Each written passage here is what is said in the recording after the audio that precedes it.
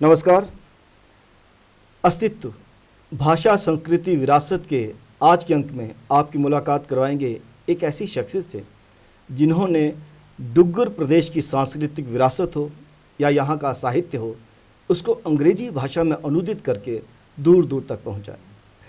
मौलिक साहित्य भी लिखा। मेरा आशय आप समझ ही गए होंगे, सुमन शर्मा जी।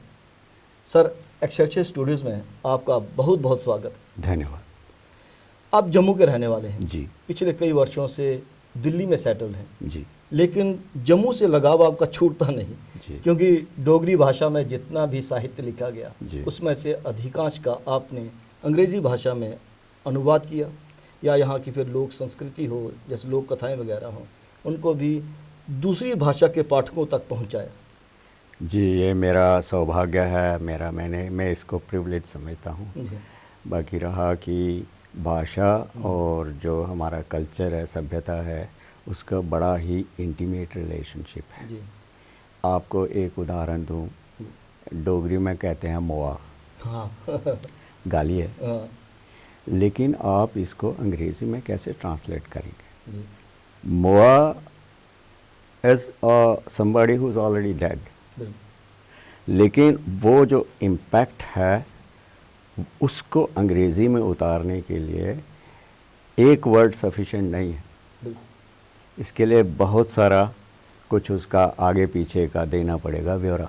बिल्कुल। तो इसीलिए ये मेरे लिए बहुत ही अच्छा अनुभव रहा कि मैंने एब्ज़ॉर्ब किया अपने कल्चर को, and then I try to absorb some elements of English western culture as well.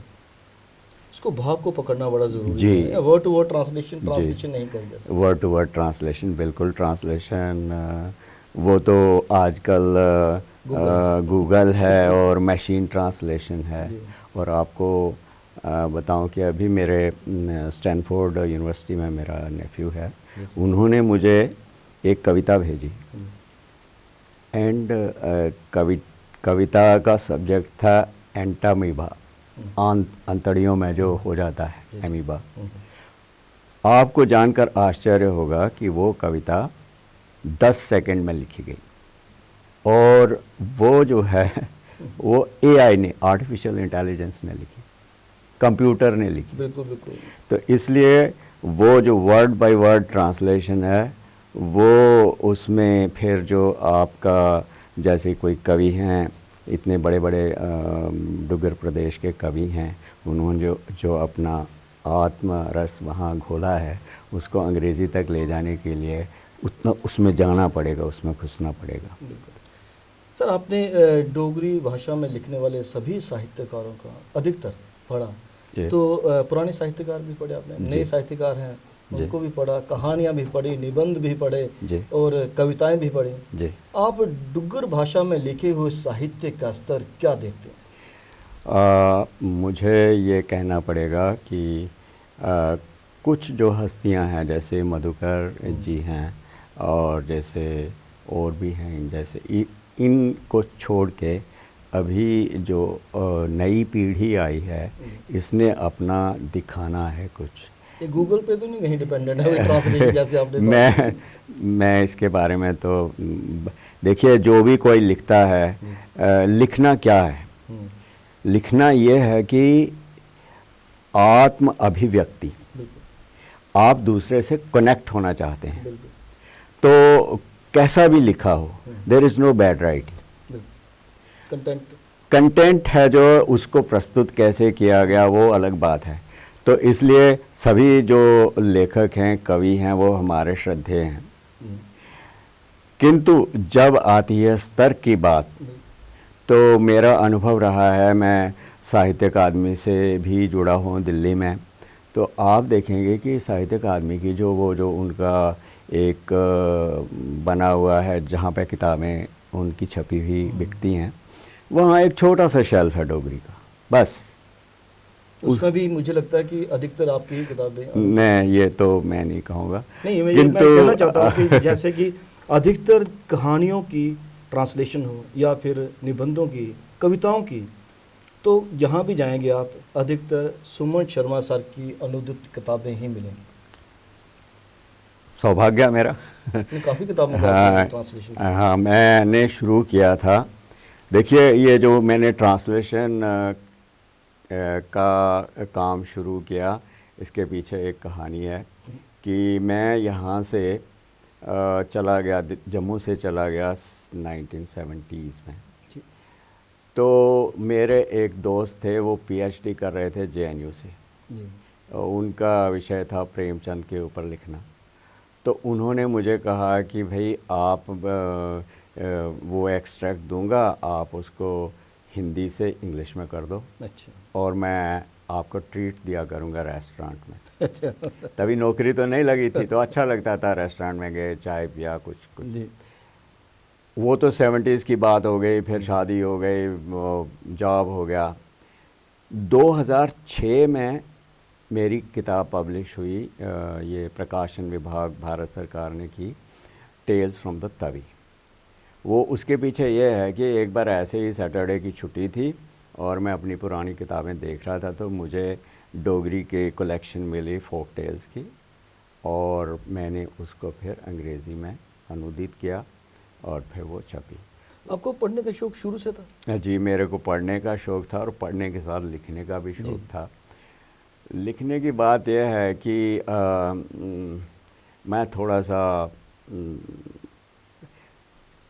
अपने मौखिक रूप से तो मैं ज़्यादा फ्रेंडली नहीं, कई लोगों का ये होगा कि सुमन शर्मा अपने आप में ही रहते हैं, वो बात नहीं है।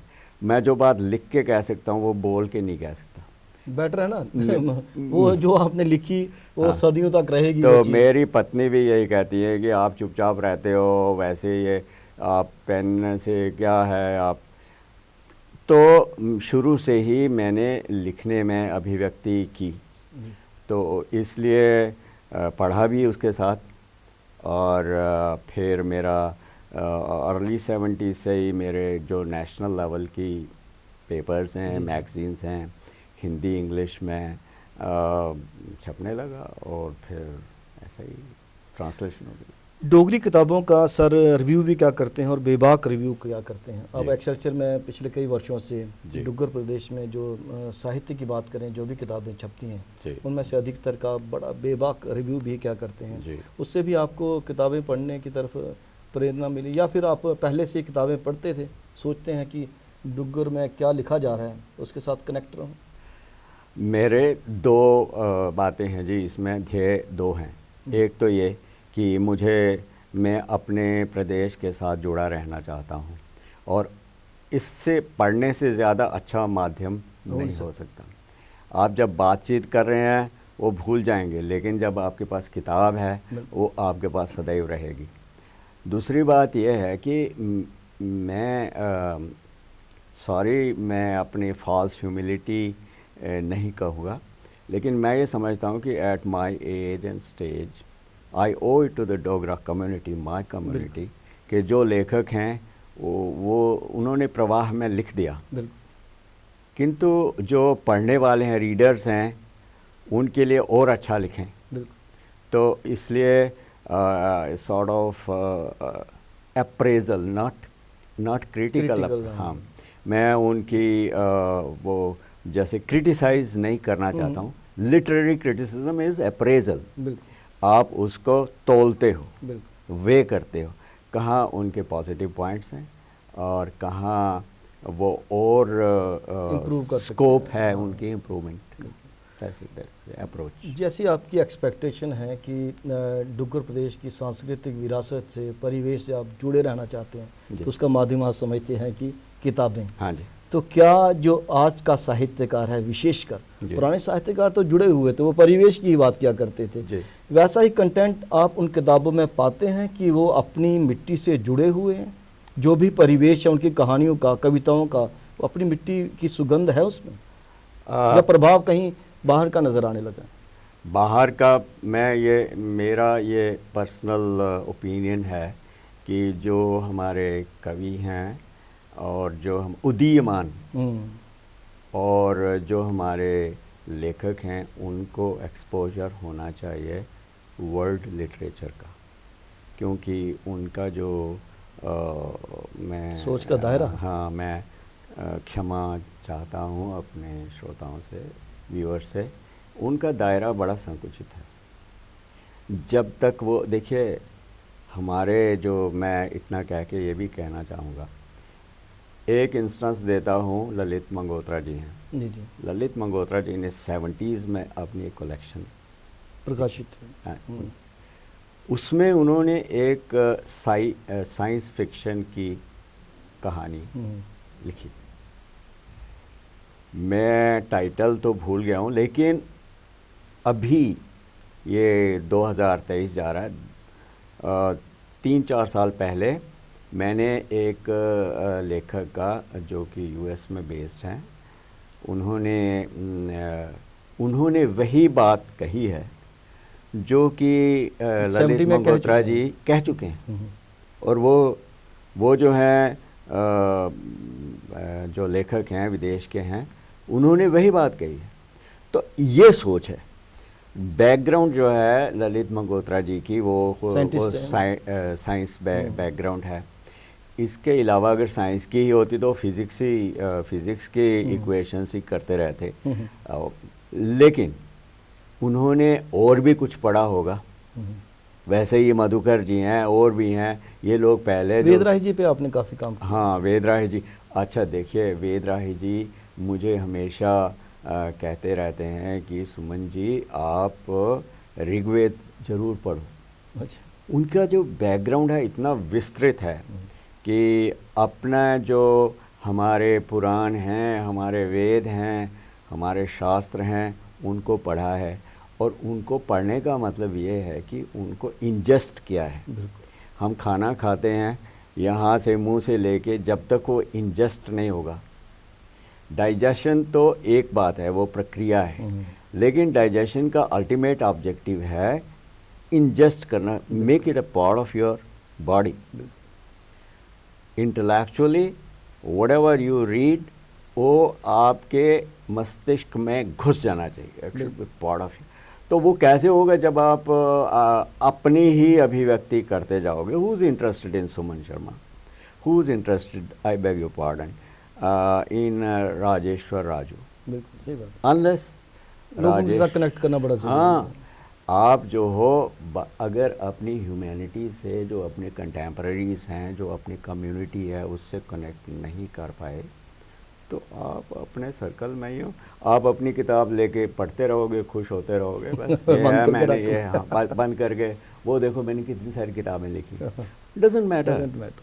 So that's essential, and through this channel I want to convey to the जैसे हिंदी में उदीयमान कवि हैं हमारे, न्यू एंट्रेंट्स हैं, और जो लिख रहे हैं उनको थोड़ा पढ़ना चाहिए। मुझे लगता है सभी को पढ़ना चाहिए साहित्य, सभी को। Every time you have to start from zero. Yes, और ज़ीरो नहीं है। और जो लोग अपने आप को पहुँचे हुए भी समझते हैं, देखिए जो मेडिकल प्रोफेशन के लोग हैं, या जो भी जैसे आर्किटेक्चर, तो वो अपने आप को करंट में रखने के लिए जो भी कुछ हो रहा है कि कौन सा पेपर कहाँ छप रहा है, टेक्निकल प्रोफेशनल पेपर्स हैं, पीयर रिव्यू वगैरह वगैरह होता है, वो देखते हैं। और फिर वो उनमें ये आता है कि क्या डेवलपमेंट्स हो रही हैं, कहाँ से कहाँ जा रहा है। सही बात। तो इसलिए मैंने अभी I had an opportunity to go to Sahitya Akademi Delhi, और वहाँ पे मैंने देखा कोकोबोरो एक लैंग्वेज है, आपने शायद सुना, मैंने नाम ही फर्स्ट टाइम सुना। North east. अच्छा, नॉर्थ ईस्ट। उसमें इतना अच्छा लिटरेचर है। वो लिटरेचर कहाँ से आया भाई? वो लिटरेचर इस तरह से आया कि इंटरनेशनल जो लेवल के लोग जो हैं, जैसे कि इंग्लिश का इतना बृहद लिटरेचर है, और इंग्लिश जो है उसमें रशियन ट्रांसलेशन भी हैं, क्या क्या है। आप दोस्तोयेवस्की को पढ़िए, और भी हैं। तो आपको अपना दिमाग की खिड़कियां खोलनी पड़ेंगी। हम लोग भी तो, आपको याद होगा सर कि सोवियत लिटरेचर आया करता था। हाँ जी। उसकी तरफ बहुत आकर्षित है, क्योंकि सोवियत लिटरेचर बहुत अच्छे आर्ट पेपर पे पब्लिश हुआ करता था। मुझे आज भी याद है कि मैंने एंटोन चेखोव को वहीं पे पढ़ा, उसी जी। लिटरेचर के माध्यम से, या फिर गोरकी का नावल वो इन पार्ट्स में वो माँ छपा करता था। तो ऐसा ही लिटरेचर हमारे पास भी अवेलेबल था, चंदा मामा है ना, गुड़िया। इंसिडेंटली मुझे अब याद आ रहा है, अब मैं आपको कम्प्लीमेंट दे रहा हूँ, जी, मैं आपको नहीं जानता था। हम्म, फिर क्या हुआ कि एक वो जो श्री NN वोरा हाँ जब जी, हाँ जी, हमारे हाँ, गवर्नर थे, एक्स लेफ्टिनेंट उन्होंने इनिशिएट, लेफ्टिनेंट गवर्नर नहीं थे, गवर्नर, तब गवर्नर थे, तब full स्टेट fledged स्टेट थी, गवर्नर। हाँ स्टेट थी। तो उन्होंने एक इनिशिएटिव लिया, उन्होंने कहा कि भाई आपके जो इतना अच्छा लिटरेचर है, तो आप एक डोगरी संस्था को शायद एक काम दिया गया था, उसमें एक आपकी कहानी थी। जी, वो कहानी का मेरे को टाइटल तो भूल गया, क्षमा चाहता हूँ, लेकिन उस कहानी का और ये क्या करदा, और के करदा, हाँ हाँ, उस कहानी में ये है कि वो जो नरेटर है वो बेचारा मर जाता है, और फिर जो उसका सूक्ष्म शरीर है वो ऑब्ज़र्व करता है कि भैया ये क्या जो कैसे हो रहा है, क्या क्या हो रहा है।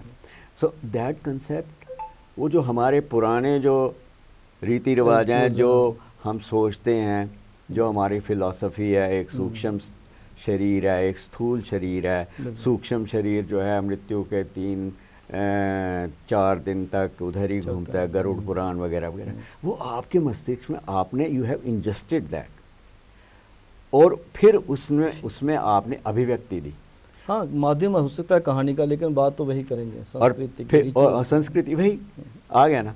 और फिर मैंने मंगोत्रा प्रोफेसर मंगोत्रा को बोला, मैंने कहा दिस बहुत ऊंची बात कही इन्होंने। तो उन्होंने कहा ये इज़ अ यंगस्टर, तो दैट्स हाउ वी मेट, बिल्कुल, गवर्नर हाउस में ही मिले हाँ थे। हाँ, फर्स्ट मुलाकात वहीं पे। इसके साथ आपने डोगरी साहित्य का तो बहुत ज़्यादा ट्रांसलेशन किया, उसके साथ अपना मौलिक साहित्य। मौलिक साहित्य में जी, मैं लाइक आई टोल्ड यू, मैं 70s से ही नेशनल लेवल पे लिखता रहा हूँ। उसके बाद क्या हुआ कि जो पेपर्स हैं ना एट नेशनल लेवल, जी जी, वो अब जब मैं था 70s में, उनका था कि फ्रीलांसर्स को आप जगह दे देते थे। बिल्कुल, अब उनके स्टाफ राइटर्स हैं इतने या ज़्यादा हो कुछ गए हैं। वो वगैरह वगैरह। तो फिर क्या हुआ जी कि ईयर 2000 में राइटर्स वर्कशॉप कोलकाता से मेरा एक नावल छपा, जी, वैगाबॉन्ड। और वैगाबॉन्ड के लिए वैगाबॉन्ड में इंटरेस्टिंग बात यह है, मूल रूप से एलियनेशन की बात है जी, कि जब एक बार आप घर से उजड़ जाओ, जी, निष्कासित हो जाओ, फिर सारी ज़िंदगी आप घूमते रहोगे। आपको वो घर की तलाश, जैसे हमारे वही हम कल्चर की बात करते हैं, रिलीजन की बात करते हैं।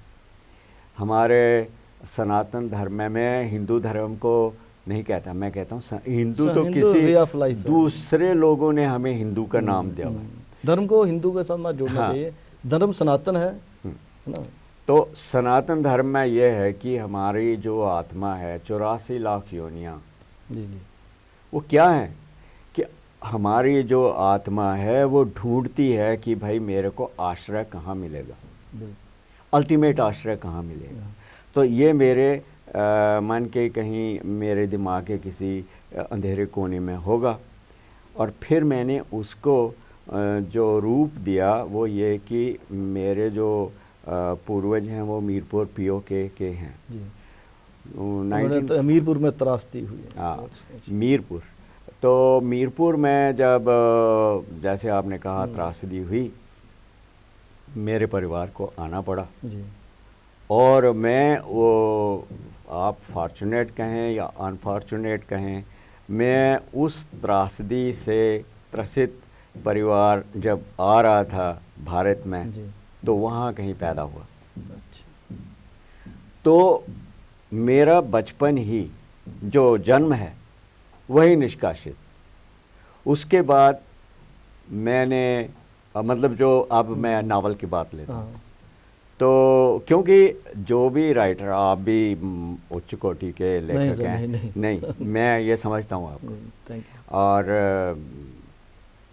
ये है कि ना चाहते हुए भी कहीं ना कहीं हमारा जो आत्म अनुभव है वो आ ही जाता है, झलकता है रिफ्लेक्ट उसमें। करता है, करना भी चाहिए। हाँ, तो वो क्या है कि वो जो प्रोटैगनिस्ट है वैगाबांड का, वो बेचारा रहता है यहाँ जम्मू में, बख्शीनगर में। वो उसका दिल उचाट हो जाता है, मामा के पास आता है रजौरी। वो मामा ने कितनी देर रखना था।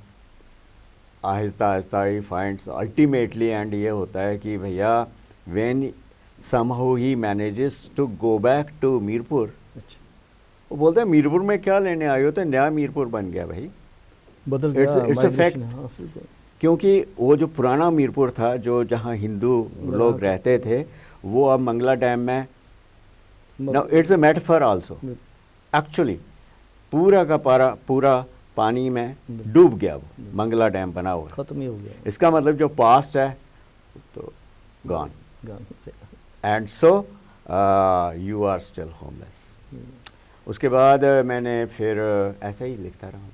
अभी recently autumn tales, autumn tales आपने बोला। और ऑटम टेल्स के लिए जैसे मैंने आपसे पहले भी कहा कि लोग वृद्धावस्था को समझते हैं कि हम पृथ्वी का बोझ हो गए।